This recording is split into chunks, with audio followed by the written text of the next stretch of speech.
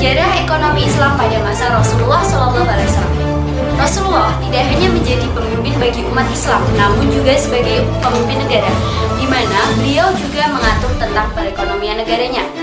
Apa saja kebijakan? Kebijakan yang pertama, kebijakan fiskal. Rasulullah mendirikan Baitul Mal untuk mendistribusikan pun untuk kemaslahatan umatnya. Terus kebijakan moneter.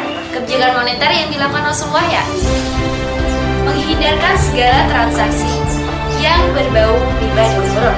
Sedangkan perekonomian di pasar yang digunakan yakni persaingan pasar secara sempurna, di mana penjual dan pembeli dapat mengakses informasi secara jelas dan gamblang, sehingga harga di pasar ditentukan oleh adanya permintaan dan penawaran yang ada di pasar. Melanjutkan pada kepemimpinan Khulafaur Rasyidin. Yang pertama pada masa Abu Bakar As-Siddiq. Pada masa Abu Bakar As-Siddiq, kebijakan yang dilakukan yakni pengakuratan dalam menghitung dan mendistribusikan zakat dengan prinsip kesetaraan. Selanjutnya, pada zaman Umar bin Khattab, beliau mendirikan sebuah departemen dan penggunaan mata uang dirham dan dinar. Selanjutnya, pada masa Utsman bin Affan, beliau melanjutkan kebijakan yang dilakukan oleh Umar bin Khattab.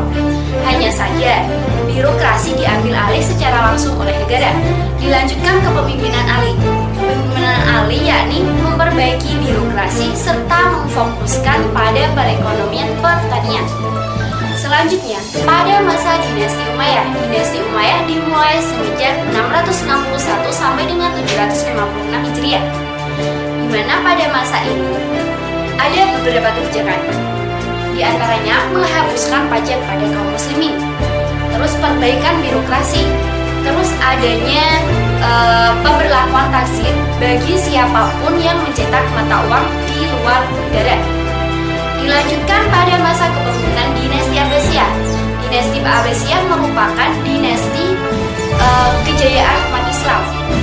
Baghdad sebagai pusat kota yang strategis, terutama dalam bidang perniagaan dan perdagangan, menghasilkan devisa yang sangat banyak, sehingga pada saat itu mendorong tumbuhannya perbankan.